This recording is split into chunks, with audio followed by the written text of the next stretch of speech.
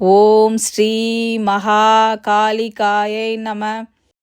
அக்கா, உங்களால் பூர்வீக இடத்தில் எந்த ஒரு நல்ல விஷயமும் செய்ய முடியாமல் போவது, எந்த ஒரு நல்ல விஷயத்தை தொடங்கினாலும் அரைகுறையாக நிற்பது, வீடு கட்டிய புது வீட்டில் நிம்மதி இல்லாமல் வாழ்வது, நிலையாக ஒரு இடத்தில் இல்லாமல் அடிக்கடி வீட்டை மாற்றிக்கொண்டே இருப்பது, வேண்டுதல்களை நிறைவேற்ற முடியாமலும் கோவில்களுக்கு செல்ல தடைகளும் ஏற்பட்டு கொண்டே இருப்பது, குடும்பத்தில் உள்ள ஆண் பிள்ளைகள் அல்லது பெண் பிள்ளைகள் திருமணமாகாமலே இருப்பது, வேலைக்கு செல்லுமிடத்திலும் வெளியிடங்களிலும் அவப்பெயர்களை எடுப்பது, வருமானம் இருந்தாலும் வறுமையின் பிடியில் சிக்குவது, இவற்றிற்கெல்லாம் காரணம் உங்க குலதெய்வம் கட்டப்பட்டிருப்பதாலும் பேசவில்லை என்பதாலும் தலைமுறையாக செய்து வந்த குலதெய்வ வழிபாட்டை பின்பற்றாமல் விட்டதும் ஆகும்.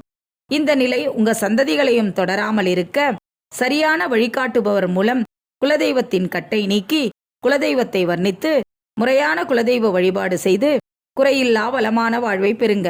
நல்லதே நடக்கும். ஓம் காளித்தாயே போற்றி. ஓம் அன்னையே போற்றி. ஓம் ஓம் ஓம்.